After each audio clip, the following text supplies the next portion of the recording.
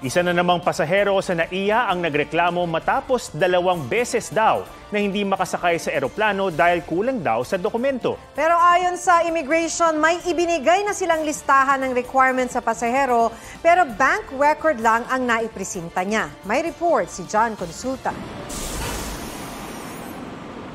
Sir, yung stress ko na binibigyan ng immigration, hindi naman nila ako babayaran.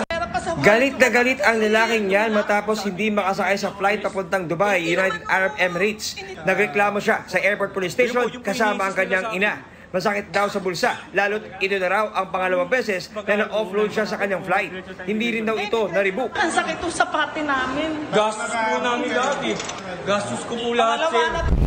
Bibisitahin daw ng lalaki ang kapatid sa Dubai. May tourist visa siya. Pero hinarang daw ng immigration personnel sa NAIA Terminal 1 dahil kulang siya ng Affidavit of Support and Guarantee. Hindi ko naman po kailangan yun, sir. Hindi ko in-applyan yun. Tourist po ang in-applyan ko.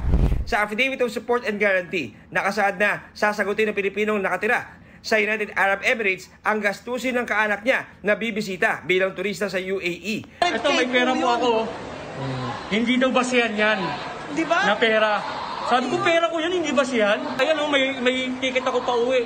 Nag-ano na po kami sa immigration, nanghingi ng advice bago ulit kung pumasok, hindi ka anak sir, ko may kumuha ng nakausap na kami ticket. ron. Pwede daw po siya umalis. Bayaran nila po yung ginastos ng anak ko.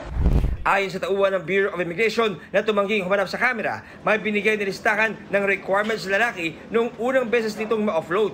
Pero wala raw siyang ipinresentang bagong dokumento maliban sa bank record na kabubukas lang daw noong nakaraang buwan.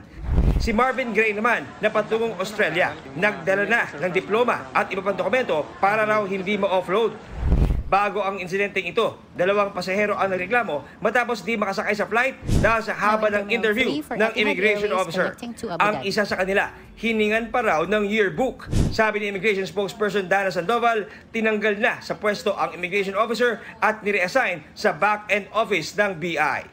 John Consulta, nagbabalita para sa GMA Integrated News.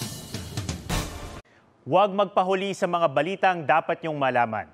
Maaring mapanood ang State of the Nation at iba pang newscasts sa youtube.com/GMA News. I-click lang ang subscribe button. Sa mga kapuso naman abroad, maaari kaming masubaybayan sa GMA Pinoy TV at www.gmanews.tv.